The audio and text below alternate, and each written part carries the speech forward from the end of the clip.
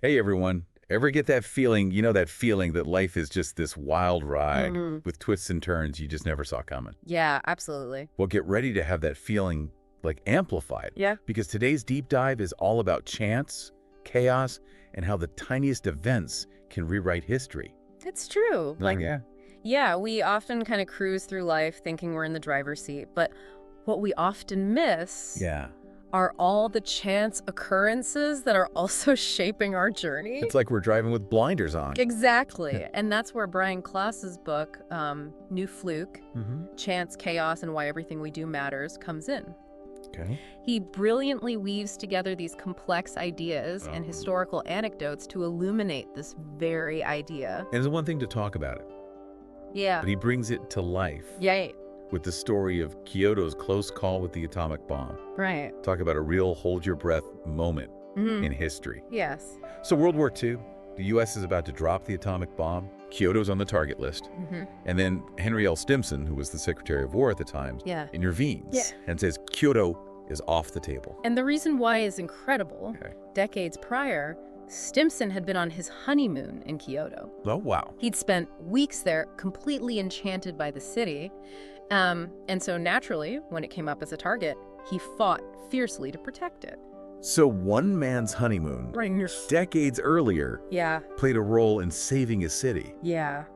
That's It's incredible. that's not the butterfly effect. It is It's- a seemingly small event Right. rippling outwards to create this huge change. Yeah, and Klaas uses this to kind of illustrate this concept of contingency. Yes. This idea that history isn't a straight line, Right. but rather, as he puts it, a garden of forking paths. Yes, exactly. Every decision, every chance encounter can send us spiraling off Right. in a totally different direction. It's like a choose your own adventure, but on a global scale. Exactly. Right. To further illustrate this idea of contingency, Okay. Klaas takes us back to August 1945.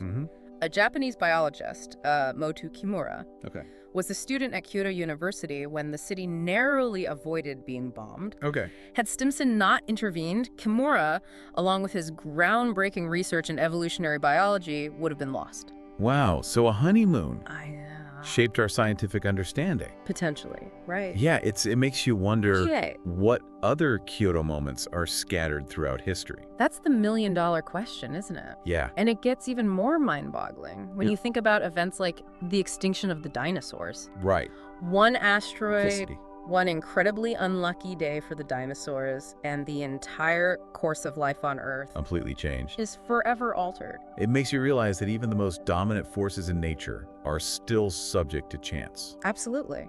And who knows what the world would even look like if that asteroid had missed. But Klaas doesn't just stop at these grand historical events. Right. He brings it down to a personal level, Yeah. using a family secret to illustrate how profoundly it shapes our lives, all of our lives. Yeah. His story about Clara, his great-grandfather's first wife, is a chilling example. Yeah. Her tragic fate underscores that even our very existence Wow. hinges on this chain of events. Yeah. Some of them random, some of them heart-wrenching. It really makes you think about how we're all connected. It Like these delicate threads, these It does. tiny little things. And this exploration of chance and interconnectedness Yeah. leads us to another intriguing concept. How our brains, in an attempt to make sense of it all, Okay. create shortcuts. Yeah. Klaas delves into how our brains crave order Mhm. and patterns, Right. even when faced with randomness. Okay. It's just how we're wired. Right. He calls this the fitness beats truth theorem. Fitness beats truth. Yes. Okay, I need an example. Okay. Because that sounds a little paradoxical. Okay, so imagine you're an early human. Oh. You're in the forest, and you hear a rustle in the bushes. Oh, okay. Is it more beneficial to assume it's just the wind or a predator? To assume it's a predator is the safer bet, Exactly. even if it's wrong. And that illustrates the fitness beats truth concept. Okay. Our brains, honed by, millennia of evolution, Right. often choose the most useful interpretation Right. for survival, even if it isn't the most accurate. So we're programmed Yes. to, err on the side of caution. In a way, yeah. And that tendency to see patterns, to find order even in chaos, has helped us survive. But it also influences how we perceive the world even today. Yeah, it's like this lens we're looking through Exactly. that colors how we see everything. Yes. It makes you wonder how much of what we perceive as reality Right. is actually being filtered through this lens of That's a great point. like Survival and this tendency to find patterns and order even where it doesn't exist. Right. Plays directly into another concept Klaas explores, the human swarm. Okay, human swarm. Yeah. Now that sounds a little ominous. I know, right? So paint me a picture. Okay, so imagine a swarm of locusts, Okay. millions of insects, all moving together in what appears to be this chaotic frenzy, but is actually highly coordinated. It's like they're one organism. Right, they're like this single entity. Like a hive mind. Exactly. But what does that have to do with, Well, with us? Klaas argues that modern society, in a lot of ways, operates similarly. Okay. We have billions of individuals, all interconnected, Right. creating this system Yeah. with rules and routines that govern our lives. But so we're all just kind of like cogs in a machine, No, blindly following these patterns, in a way, yes. which doesn't sound very comforting. I know, but that's just it. Yeah. This structure gives us a sense of control, Okay. an illusion of stability. Right, because we follow the rules. We follow the rules, we trust the system, Sure. we assume that because things have always been a certain way, they always will be. But that feeling of stability, if I'm remembering correctly, Yeah. Klaas says that's often an illusion, right? You're exactly right. Yeah. He introduces this idea of self-organized criticality. Self-organized Strong- criticality. What does that mean? Okay, essentially it means that even seemingly stable systems like the global economy Okay. or even a baseball game are vulnerable to these small triggers that can cause massive disruption. Can you give me an example? Because that's a little abstract. Sure, think of a sand pile. Okay. You're adding grains of sand one by one. Right. Seems pretty stable, right? Yeah. But eventually, a single grain can cause an avalanche, completely reshaping the pile. So it's like this buildup of tension, and then one tiny thing just sets it all off. Exactly, and Klaas argues Oh. that this same dynamic plays out in all sorts of complex systems, from ecosystems Okay. to financial markets to you name it. We experience these periods of apparent stability, but underneath there's this fragility that we often don't see until it's too late. It's a bit unsettling, isn't it? Yeah. To think that, like, we don't have as much control as we think we do. Right.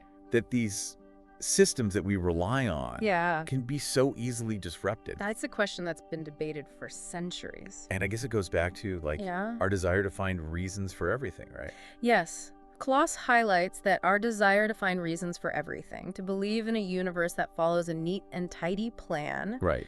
often blinds us to the very real roles of chance and contingency. It's like with that fitness beats truth idea Exactly. we talked about earlier. Right. We want there to be a reason. We're Yeah. wired to want there to be an explanation Exactly. for this randomness. And that need to find reasons, to find that order, Right. can actually prevent us from truly understanding Yeah. and adapting to these complex systems. So what are we supposed to do? Just accept that it's chaos. Not necessarily. Right. Klaas's point isn't to surrender to chaos, Right. but to recognize that chance and contingency are integral parts of the world. Yeah. It's about shifting our perspective from trying to be masters of the universe, Okay. who can predict and control everything, Okay. to becoming more comfortable with uncertainty. So we can't predict the unpredictable, Right. but maybe we can learn to... Roll with it. It's about accepting those what ifs Yes. and learning to adapt rather than trying to erase them entirely. Which is, again,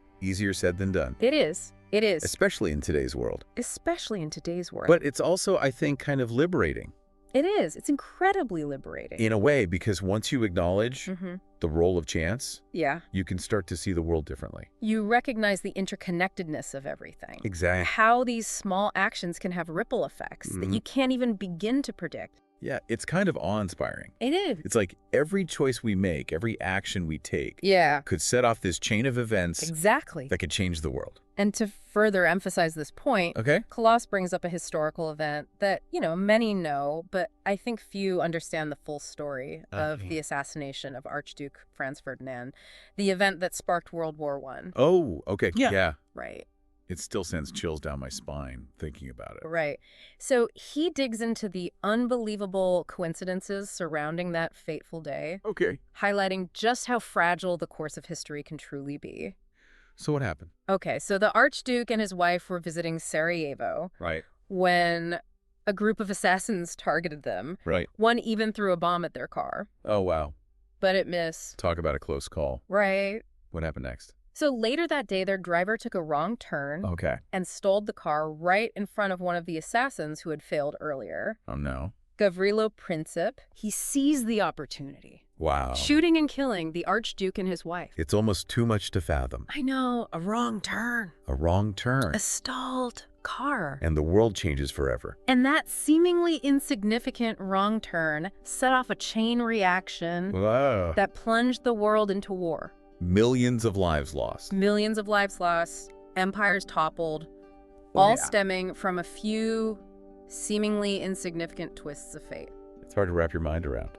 It is. But it makes sense when you connect it back to that idea of self-organized criticality. Right. Like Europe was already Yes. on edge at that time, right? Like that sand pile ready to collapse. Yeah, and the assassination was... The assassination was the grain of sand that triggered the avalanche. So we've got these systems that are already on the brink, Yes. and then these black swan events, as they're called. Black swan events, these unexpected occurrences that Yeah. reshape everything. It paints a fascinating It does. but unsettling It does. picture of how the world really works. And it's a far more accurate picture than the neat and tidy narratives we often cling to. But if that's true, then how do we Right. how do we operate That's the million-dollar question. in a world Mhm. where Yeah. uncertainty and chance are just Yeah.